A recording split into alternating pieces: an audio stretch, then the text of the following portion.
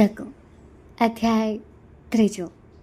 હું માફી માગું છું કે દગો વાર્તા મ્યુઝિકના રિલેટેડ ઇશ્યુથી વધારે સંભળાઈ નથી શકતી, એટલે હવે હું કોઈ પણ પ્રકારના બેકગ્રાઉન્ડ મ્યુઝિક વગર તમારી સમક્ષ વાર્તા દગો પ્રસ્તુત કરીશ.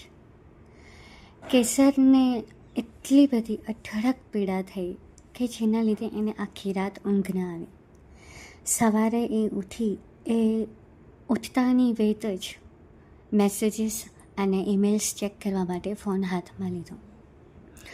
ફોનમાં કશું ખાસ નહોતું, પણ ખબર નહીં, અંતર્મન એવું કહેવા માંગતું હતું કે ક્યાંક એ વોર્ડમાં સૂતેલી નિર્જીવ વ્યક્તિ સ્વસ્થ થઈ ગઈ છે એવો મેસેજ આવ્યો છે. નિરાશાના ડુંગરમાંથી ઉતરીને એ ફ્રેશ થવા માટે બાથરૂમમાં જાય છે અને ફ્રેશ થઈને જ્યારે નીચે આવે છે તો સાગર કહે છે, કેસર ચાલ, તારા માટે ફ્રેશ જ્યુસ બનાવ્યું છે અને તારી ફેવરિટ સેન્ડવિચ અને હા, સરસ મજાની આદુવાળી ચા. ના સાગર, મારે કશું નથી ખાવું, હું બસ ફટાફટ હોસ્પિટલ જવા નીકળું છું, એટલે પછી તું મને આ બધું પેક કરી દે, હું પછી ત્યાં જઈને ખાઈ લઈશ. કેસર, તું પ્રેગ્નન્ટ છે, તને નહીં ખાવું હોય, પણ આપણા બાળકને તો ભૂખ લાગે ને. કેસર જે ઝટપટ ચાલતી હતી ને, એના પગ થંભી ગયા અને એના આંખમાંથી આંસુ સરી પડ્યા. એણે તરત જ સાગર સામે માફી ભર્યા ભાવ સાથે જોયું અને ડાઇનિંગ ટેબલ ઉપર આવીને બેસી ગઈ. એણે તરત જ જ્યુસ પીધું, સેન્ડવિચ ખાધી અને ચા પીતા પીતા કહ્યું,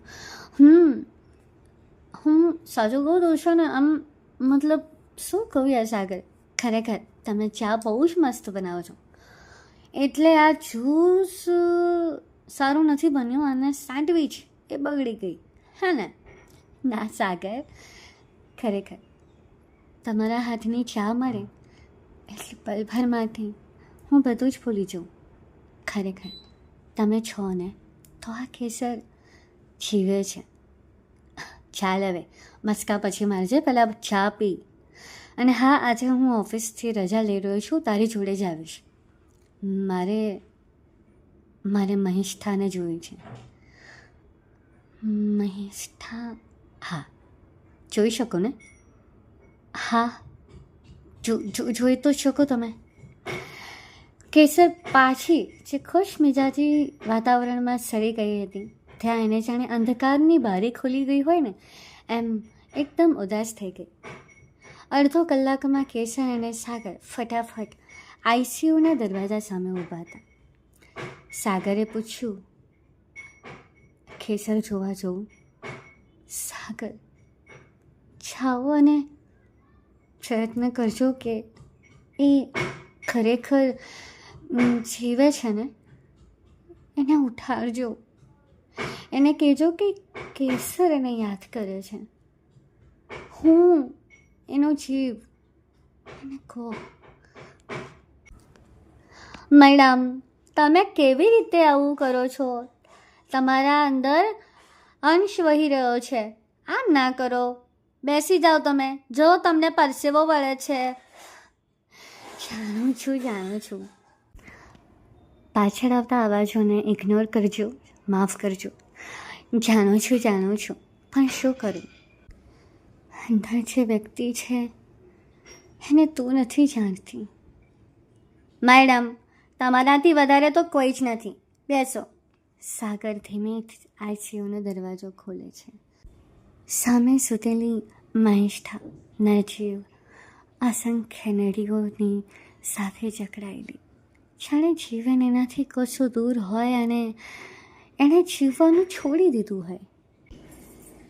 સાગરના ધીમા પગલાં મહેશથાને જીવડાવવા માટે ઘણા ઉપયોગી હોય એવું સાગરને લાગી રહ્યું હતું. સાગર મહેશથાની નીચે જે ટેબલ એના બેડની નીચે હતું એને બહાર ખસેડીને એના ઉપર બેસે છે અને મહેશથાનો હાથ પકડે છે. તે ખોટું કર્યું કે?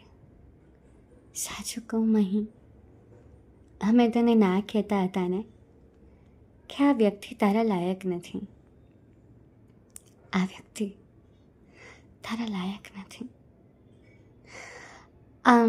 કહેતા જાણે સાગર ભૂતકાળમાં પડી ગયો હોય, એકદમ ઊંચા ડુંગર પરથી એને ભૂતકાળની ખાઈમાં ફેંકી દીધો હોય, એવી એની આશા થઈ, એવી એની આભા થઈ, એવી એની વેદના થઈ.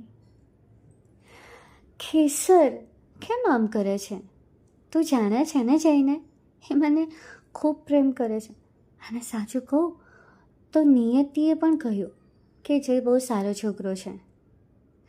મહેશ, હા જય સારો હશે પણ તારા માટે નથી.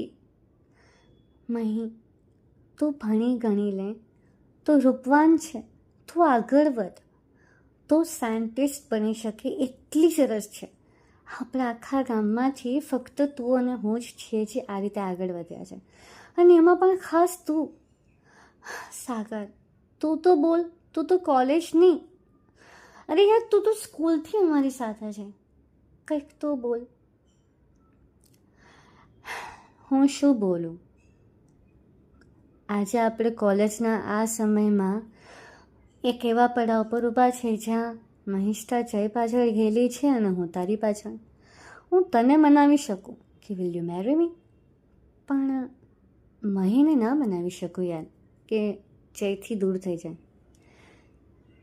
મહિષ્ઠા, મને લાગે છે કે નિયતથી અને અને